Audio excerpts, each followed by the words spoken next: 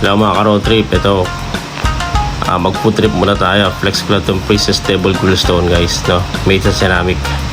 Yan, mabibili nyo ito sa Amazon or sa online, no?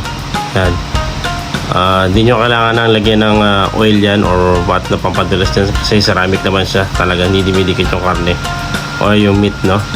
Kaya yung ako naglagay ko first time, pero dapat pala di ko nilagyan, no?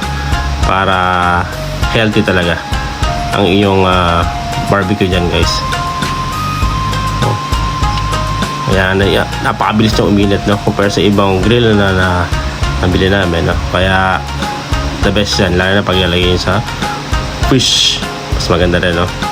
Tapos yan yung mga oil na naman, pero bumabasok naman sa gitna guys, no? Try nyo lang itong binili namin na Wagyu, no? Black Onyx Wagyu guys, no? The best yan. Thank you for watching. God bless.